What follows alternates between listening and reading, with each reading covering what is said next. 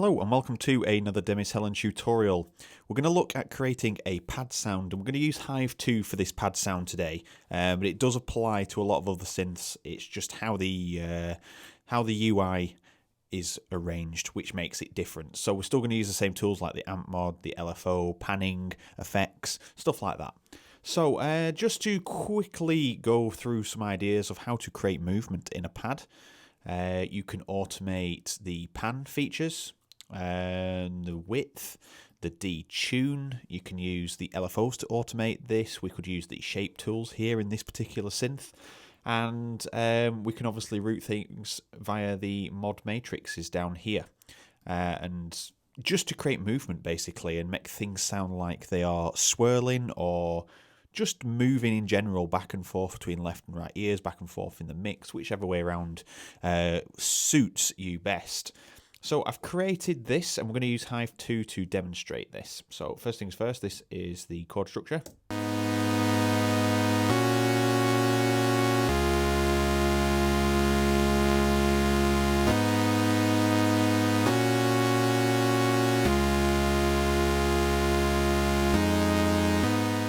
Okay, so we're just going to use that on loop, and I'm going to create a pad, and then we are going to create some movement. So first things first, we're going to use these as sawtooths on this particular one, and we'll use oscillator 2 as the wavetable. Okay. I'm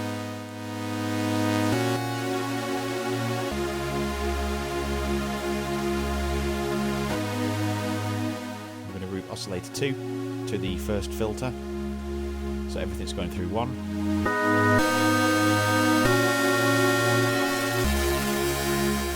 So we want something that sounds nice as it's position changing.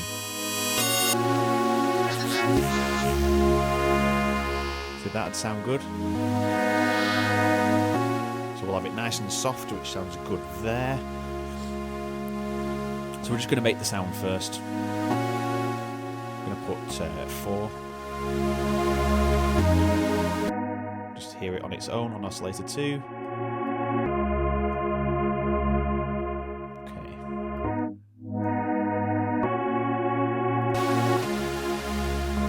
Okay, so we have our two sounds.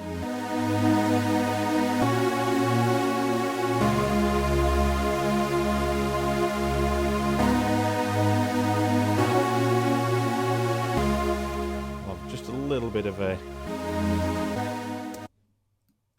rise into it using the attack there.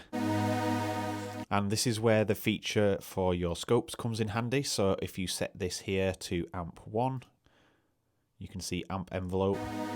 And you can see then a representation of your amp. So if you change this, you can see the rise, and it just gives you a little bit more control because you can visualize how that amp is actually working.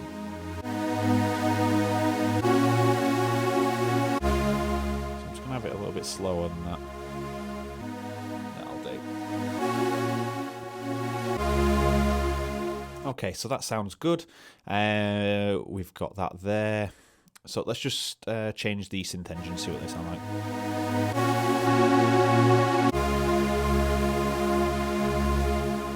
Normal sounds better on this occasion.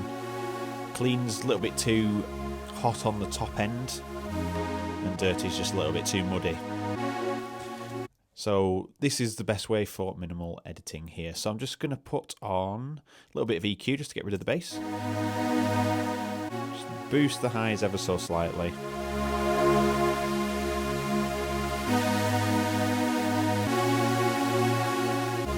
Okay, and can't go wrong with a bit of distortion. Change the tone on there.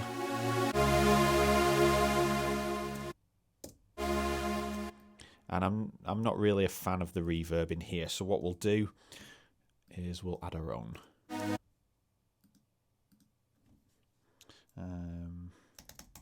Let's put Oral River on this one. If you haven't seen the video reviewing Oral River, you can check it out on screen now. It's a really good reverb. We're just going to use all the standard settings here just to save time on this.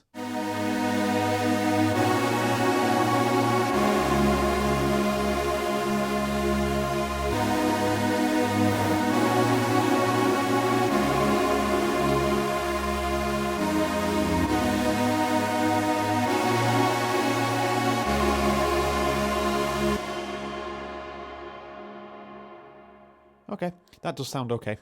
It will do for this demonstration. So we've made a pad, and it sounds nice. We can put it with our sub bass, which isn't a sub bass at the moment for whatever reason. So we want to create some movement. So I'm going to cut off the sound, and we're going to use a low pass 12 instead.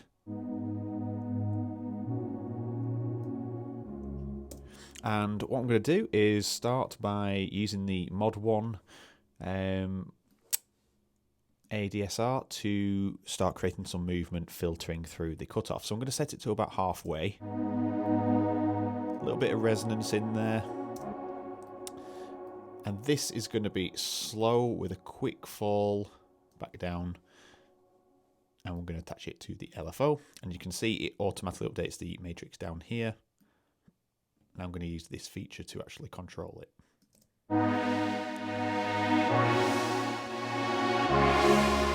So we don't want it to fall too fast there.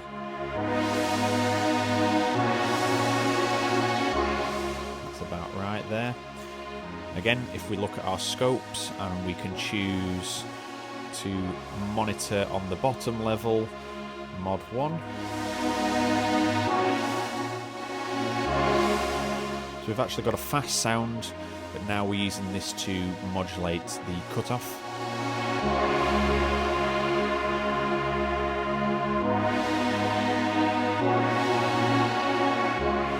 Okay, that's sounding good.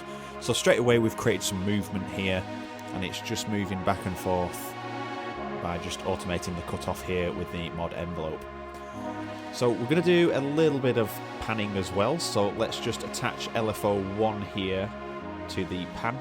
And what I'm going to do is I'm going to offset oscillator 1 slightly off to the right, and this one slightly off to the left ear and slightly off to the right ear.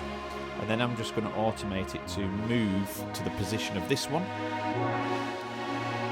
And the same for this, I'm going to automate it the opposite way to the position of that one. Then we're going to set this to sine, and I'm going to set this to 1/2. So there's just a little bit of panning now, so if you've got the headphones on you can hear that moving back and forth. And just to see what LFO 1 is doing, we can add that in there. So you can see it's going back and forth quite fast, so we're just going to slow that down.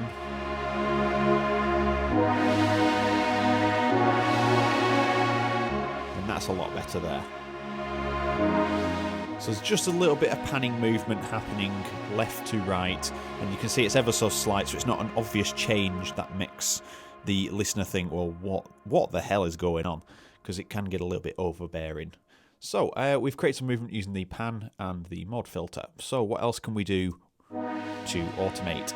So we have two other oscillators here, which people tend to overlook sometimes, and that is your sub oscillators.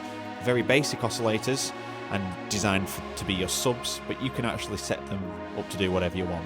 So I'm going to set mine to a half on sub 1, and I'm going to send it over here. So it's a bit too low. I'm going to pitch it up to here.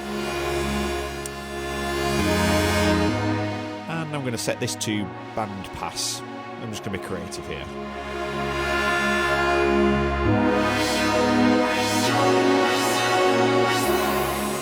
Okay, so we've got quite a large range there on the band pass.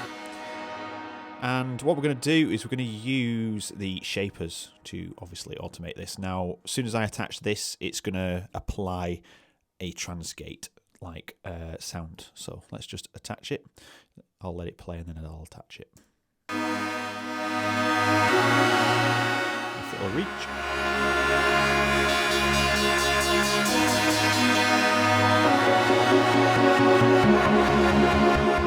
So you can get really creative with this, but straight away you can hear there's movement, but you don't know where it's quite coming from.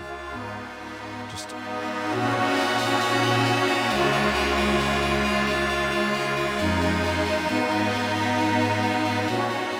okay, so we've just added some movement in there. That sounds really good.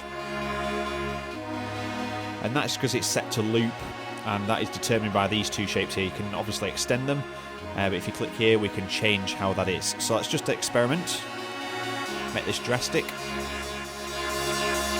can have one long one, one short, or the opposite way around, or you can have on and off. So it's a little bit too drastic for what we're doing here.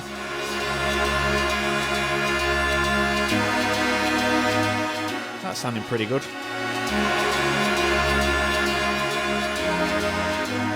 I'm just going to turn that back down.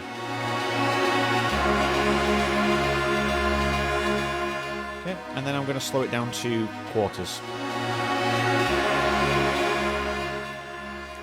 Let's go for half. And again, let's head over to our scope and we can set this up to show shape sequencer A. So you can see the two shapes that we've put in here, the curve and the peak. And I'm going to slow that down to 1.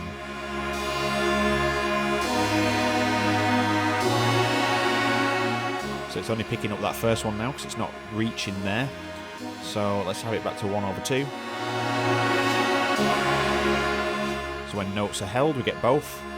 And when there's a shorter section, we'll only get that first one. So that sounds quite good. I'm just going to turn the volume down, which is basically a mix.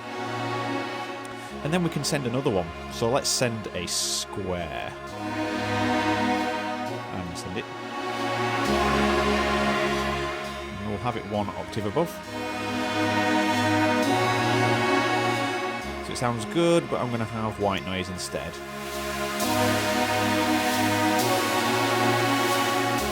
And turn this down.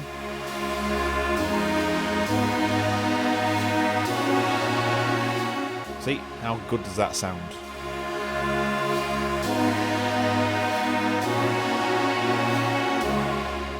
Okay, and then to override everything here, I'm just going to unassign everything from these macros, or at least the first XY matrix. Okay, and what we're going to do is attach this to cutoff, and it's going to go fully up. So now we can have everything just filtered in nicely. Or we can alter the position of the cutoff. So you can see it's still doing its job, but it's a lot lower.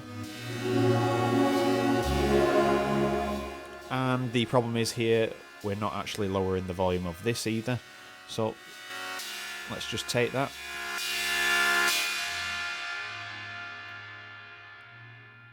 Bring it down till it's just tasteful.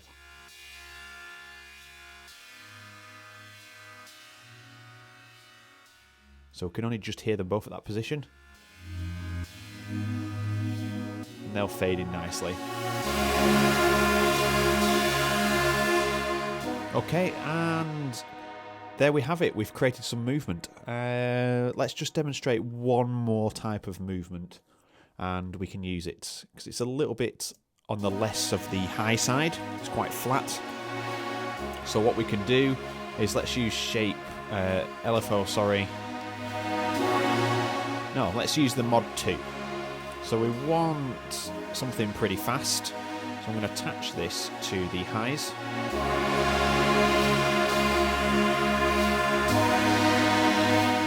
Straight away you can hear. We'll call it one shot.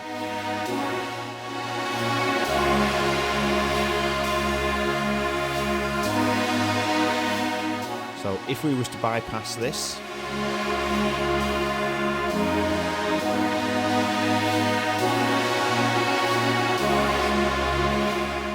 as you can hear, so I'm just going to reduce it just to taste. And then from there you can add extra movement. We can add a phaser. We can add a flange.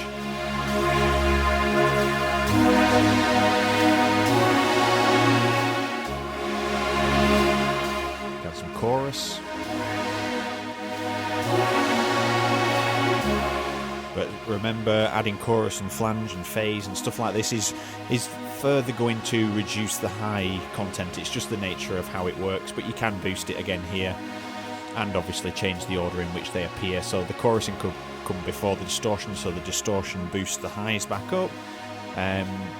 it could all come before the EQ and then boost it with the highs. There's all different ways of doing that. But there we have it. We've created a pad. And you know what? I'm going to give this one away for free. So you can get this in the link below if you head over to my Facebook page via the link. And you can download it for free as long as you've liked the page. You get access to the free downloads on the left-hand side of the page. And just to further let everybody know, the Demis Hellen website is up and running, and the shop has got the first Trance pack for Spire. So you can get that there. If you keep following and up to date with my Facebook page, you will see that I'm putting offer codes up every so often so you can get a little bit of money off it. But again, thank you very much for watching. If you like the video, leave me a like, drop me a comment and let me know what you want to see next. Did you enjoy the video? And finally, subscribe and hit the bell icon if you haven't already. The bell icon will let you see the videos as soon as they're uploaded, and it'll send you a notification to let you know that there's some more content to watch. 2 videos minimum per week. So thank you very much for watching, and I will see you in the next video.